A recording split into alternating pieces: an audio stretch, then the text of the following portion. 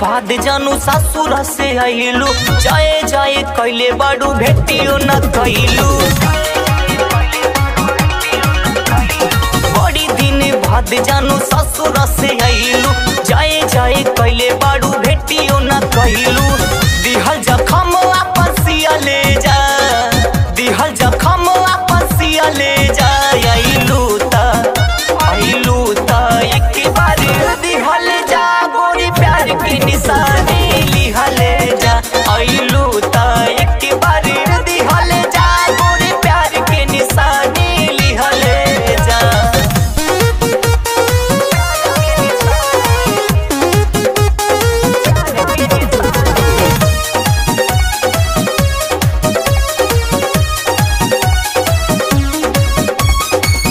बड़ी याद आवेला हो लूटल माजा, फेरो से प्यार गोरी कदन ताजा।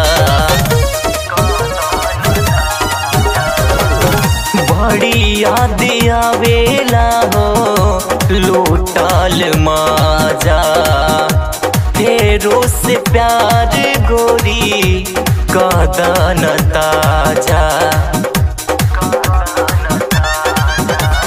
लभ के हमार रानी पीला न पनिया, जाई हरियाई तोहर चढ़ली जवानिया।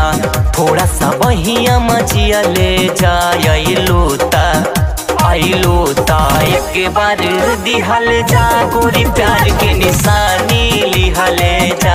आइलू ता एक बार दिहल जा, गोरी प्यार के निशानी लिहल जा।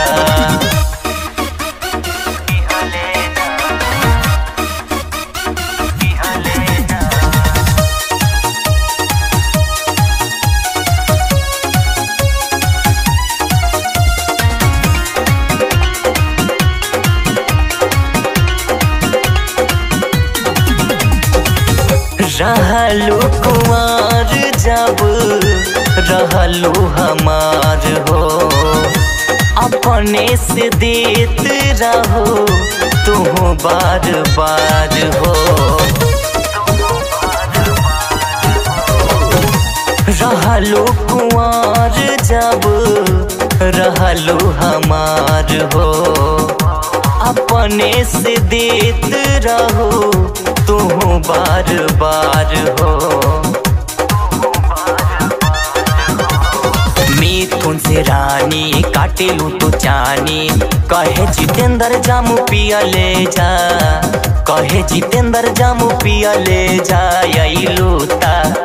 आइलू ता एक बार दिहल जा, गोरी प्यार के निशानी लिहल जा।